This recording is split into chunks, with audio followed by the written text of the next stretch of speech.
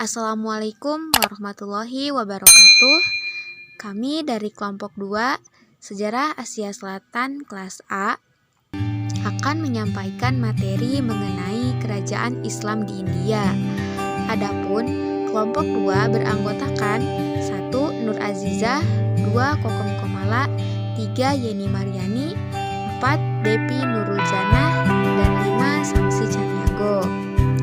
Langsung saja untuk penyampaian materi akan disampaikan oleh kelompok 2. Selamat menyaksikan. Bismillahirrahmanirrahim.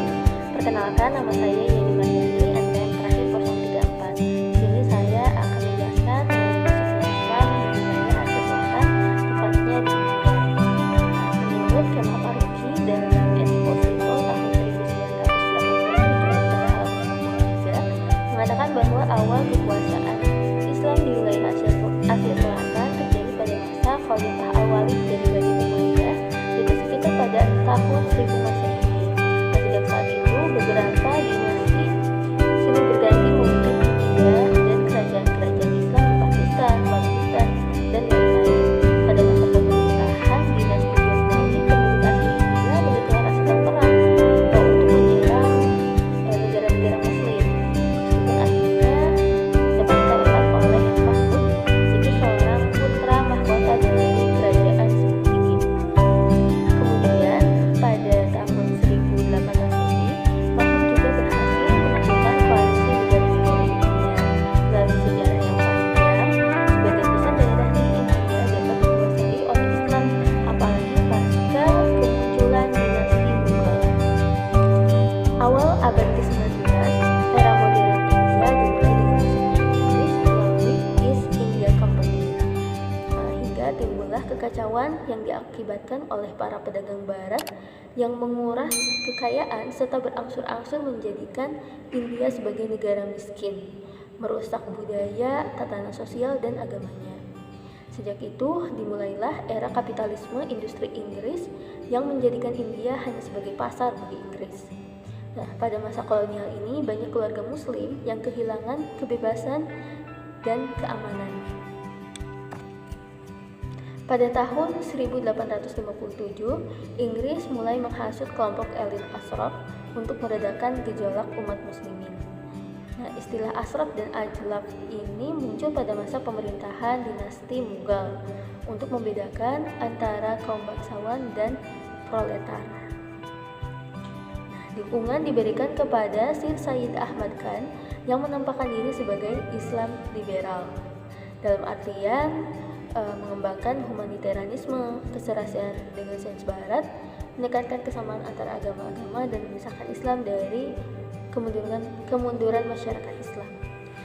Pasca perginya Inggris dari India, yaitu pada tahun 1947, populasi Islam di India berkisar 12%, dengan mazhab yang paling banyak dianut ialah Sunni, Hanafi, dan Syafi'i, dan hanya sekitar 10% menganut Syiah, Ithna Asyariyah, dan Ismailiyah.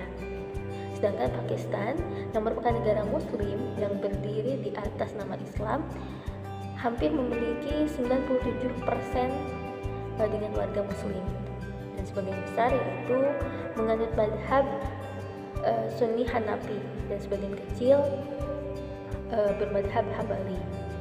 Pakistan kamadhabiyya la ilaha illallah. What does Pakistan stand for? La ilaha illallah.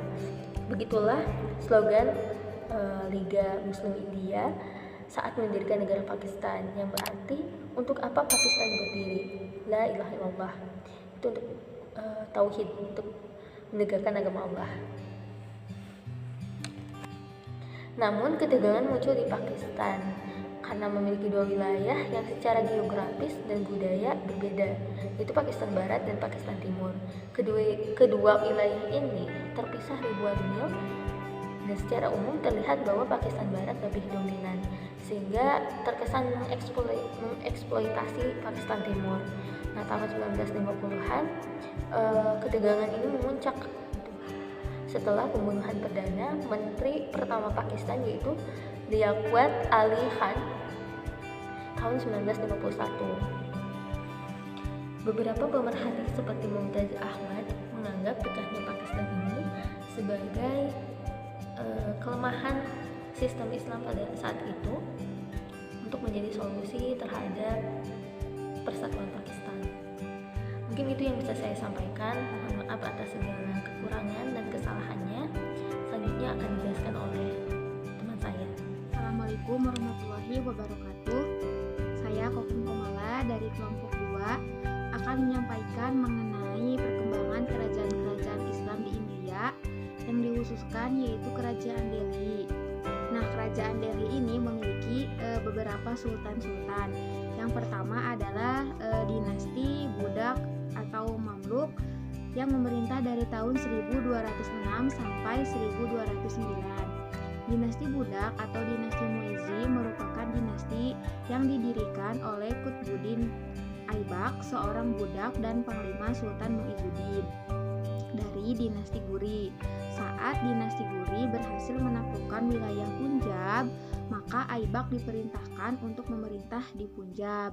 Kemudian setelah Sultan Muizzuddin wafat, hal ini membuat Aibak memerintah wilayah tersebut yang dimulai dari tahun 1206 sampai 1210. Aibak dan penerus-penerusnya yaitu Iltutmish dan Balban merupakan raja-raja Budak. Pada masa kepemimpinan Iltutmish yaitu dari tahun 1211 sampai 1214, dia berhasil menaklukkan Delhi dari Nasruddin Kabaca yang merupakan salah satu panglima Sultan Muizzuddin Guri yang berhasil menjatuhkan pengaruh orang Khawarizah dari Delhi. Iltutmish mengatasnamakan dirinya sebagai wakil dari Khalifah Abbasiyah karena memperhatikan identitas kerajaan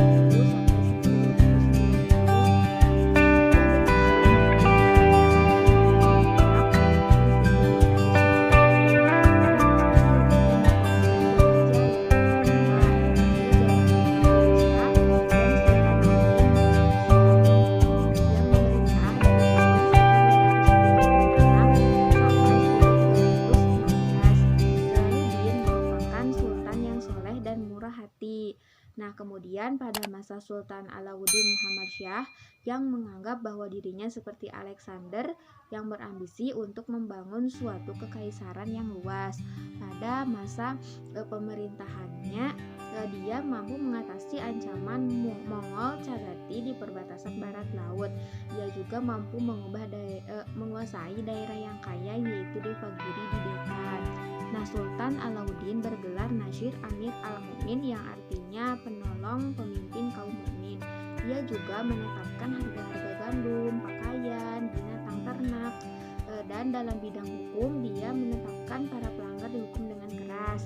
Yang ketiga adalah dinasti Tughlaq dari tahun 1320 sampai 1414.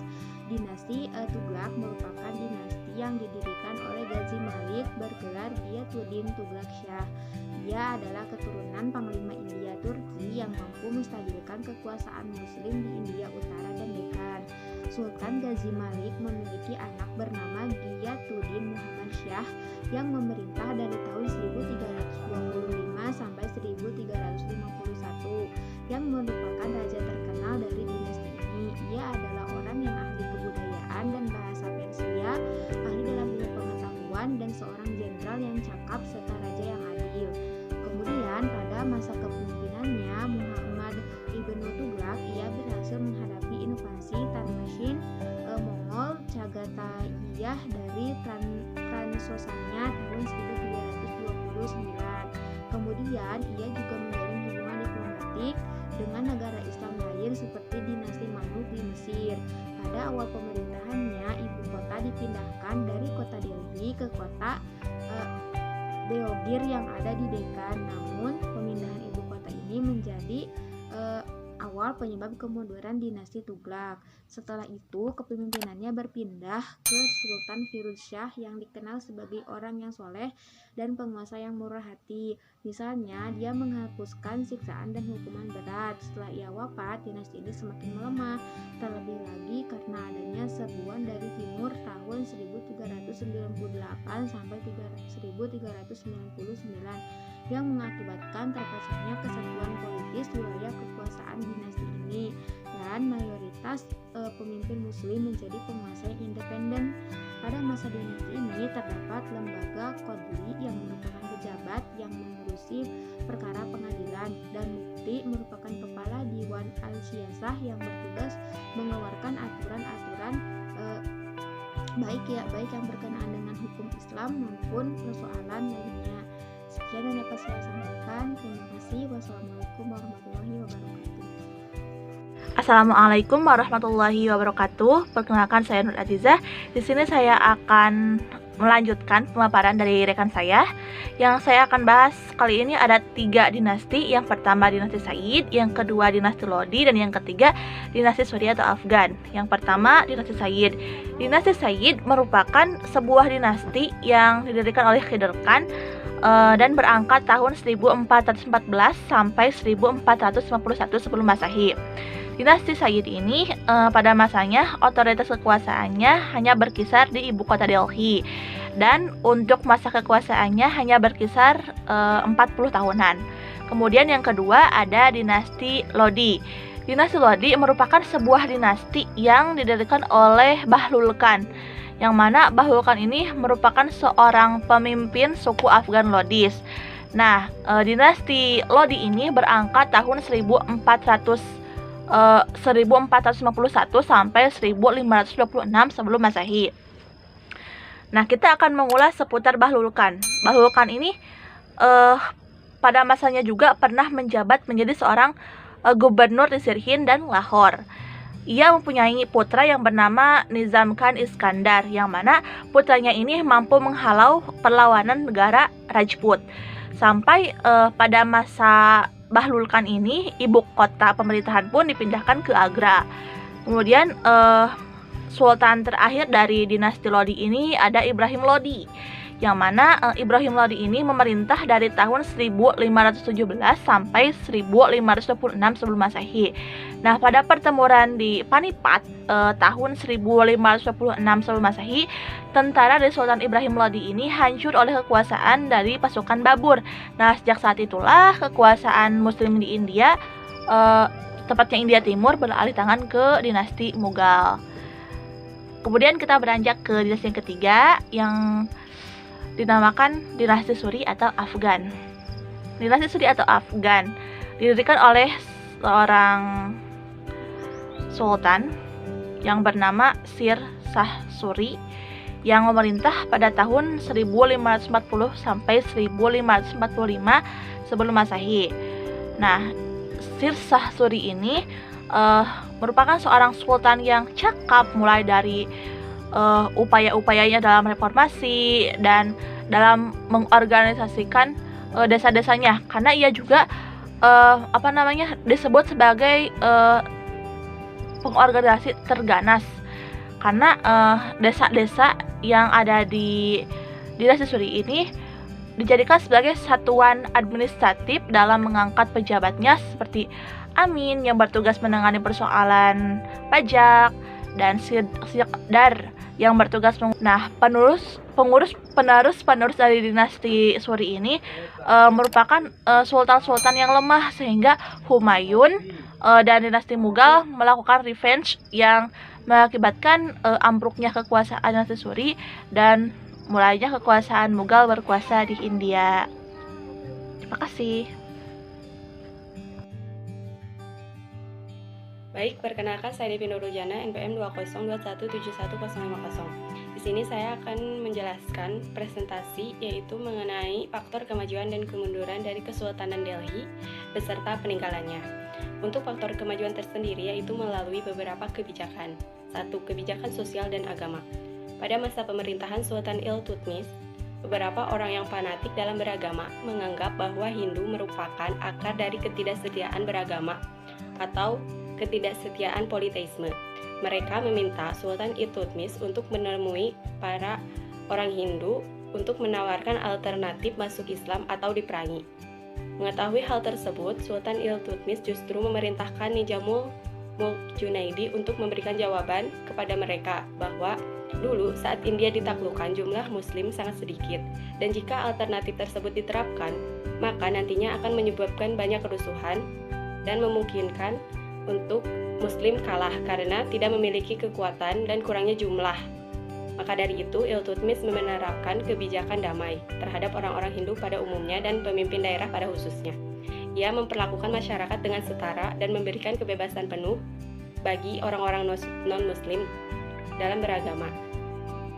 2. Faktor kebijakan administrasi. Sultan Iltutmish memberikan atau menerapkan kebijakan administrasi yang terorganisir, yaitu melalui sistem Iqta.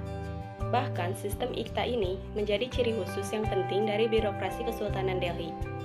Sistem ini merupakan solusi untuk berbagai permasalahan, seperti sumber penghasilan yang tidak sesuai dengan wilayah, pengumpulan pajak, dan konsolidasi kekuasaan. Selain itu, sistem ini juga dianggap efektif untuk diterapkan terhadap wilayah yang sangat luas dengan banyak kepentingan di dalamnya, serta tekanan eksternal yang terus meningkat di wilayah perbatasannya. Selain itu, sistem ini juga dapat menghilangkan kefeudalan dan ketidakrapian sistem administrasi dari pemerintahan sebelumnya. 3. Kebijakan ekonomi. Kebijakan ekonomi membawa kemajuan bagi Kesultanan Delhi, yaitu melalui perkembangan, hubungan, dan kontak komersialnya dengan dunia luar. Bahkan dari beberapa catatan abad pertengahan diketahui banyak pedagang asing yang datang dalam jumlah besar ke India, terutama Delhi, selama pemerintahan Sultan Iltutmish. Pedagang-pedagang tersebut juga diizinkan untuk masuk dan menghadap Sultan.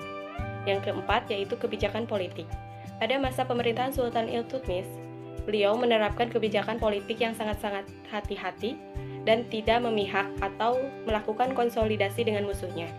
Ia dapat mengukur kekuatannya dengan kekuatan lawan, apakah akan berakhir menang atau kalah jika terjadi peperangan, dan membiarkan musuh-musuhnya saling melemahkan satu sama lain, hingga di akhir ia bisa berjalan dengan mudah dalam melebarkan kekuasaannya. Selanjutnya adalah faktor kemunduran Kesultanan Delhi. Yang pertama adalah tuntutan kemerdekaan. Pada masa dinasti Tughlaq, terjadi pemerintahan yang dipimpin oleh sultan yang sewenang-wenang dan tidak konsisten dalam membuat atau menyetujui sebuah keputusan. Muhammad Ibnu Tughlaq adalah salah satu dari sultan yang terkenal tidak konsisten dalam memutuskan dekrit, sehingga rakyat India, baik yang muslim maupun non-muslim atau Hindu, tidak lagi tahan dan menuntut kemerdekaan. Banyak kekuatan muslim dan non-muslim yang memilih untuk melepaskan diri menjadi wilayah-wilayah yang merdeka. Kedua adalah perang saudara. Sebenarnya, setelah berakhirnya masa pemerintahan dinasti Guri, sudah terbiasa terjadi adanya pembunuhan atau perang saudara untuk bisa mendapatkan tahta pemerintahan Kesultanan Delhi. Namun, puncaknya terjadi pada masa pemerintahan dinasti Tughlaq hingga dinasti Lodi. Yang ketiga adalah kalah perang dari Babur. Setelah kematian Skandar Lodi, putranya Ibrahim Lodi naik tahta, akan tetapi terjadi pemberontakan dari adiknya sendiri Jalal Khan. Selama kepemimpinannya, Ibrahim Lodi banyak menangkap dan memenjarakan bangsawan yang menentangnya. Hal ini memicu banyaknya pemberontakan, hingga terjadilah pertempuran antara Kesultanan Delhi dengan Jaharuddin Babur. Pada tanggal 21 April 1526 Masehi, terjadi pertempuran di Panipat antara Kesultanan Delhi dengan Jaharuddin Babur. Ibrahim Lodi beserta pasukannya yang berjumlah ribuan terbunuh, dan Jaharuddin Babur langsung mengikrarkan kemenangannya. Dengan demikian, runtuhlah Kesultanan Delhi dan berdirilah Kerajaan Mughal. Yang terakhir adalah peninggalan Kesultanan Delhi. Untuk Kesultanan Delhi sendiri memiliki beberapa peninggalan yang sangat penting dan menjadi salah satu dari banyak situs warisan dunia UNESCO. Dan semuanya terletak di Komplek Qutb, atau lebih dikenal Mehrauli, yaitu berupa situs kota berbenteng tua di Delhi. Peninggalan-peninggalan tersebut diantaranya adalah 1. Makam Imam Zamin. Imam Zamin sendiri adalah seorang Turkestan yang datang ke India pada masa pemerintahan Sikandar Lodi untuk menjalankan tugas penting sehubungan dengan dibangunnya Masjid Quwatul Islam. Makam ini terletak di sebelah timur Alai Darwaja. Memiliki ciri khas yang mencolok periode dinasti Lodi, yaitu dengan dermaga batu pasir yang dipenuhi layar kisi, dan bilik bujur sangkar yang dikelilingi kubah dari batu pasir yang dilapisi plester yang menjulang tinggi dari drum segi 8. Yang kedua adalah Alai Darwaja. Alai Darwaja merupakan sebuah bangunan yang dibuat sebagai pintu gerbang pada saat perluasan Masjid Quwatul Islam yang dilakukan oleh Alauddin Khaliji awal abad ke-14. Keempat gerbangnya berbentuk bujur sangkar yang ditutupi kubah lebar yang bertumpu pada lengkungan berbentuk tapal kuda. 3. Kutub Minar. Kutub Minar sendiri merupakan sebuah bangunan ikonik pada abad 13 yang berbentuk menara silinder megah yang menjadi simbol kemegahan dan kecemerlangan arsitektur negara. Pembangunannya dimulai pada masa pemerintahan Sultan Qutbuddin Aibak dengan menara setinggi 72,5 meter yang runcing berdiameter 14 meter di dasar dan 3 meter di atas dengan sebuah tangga spiral dengan 379 anak tangga. Yang keempat adalah Masjid Quwatul Islam. Masjid Quwatul Islam adalah masjid pertama yang berdiri di Komplek Kutub yang dibangun pada akhir abad 12 oleh Qutbuddin Aibak dalam kurun waktu 4 tahun.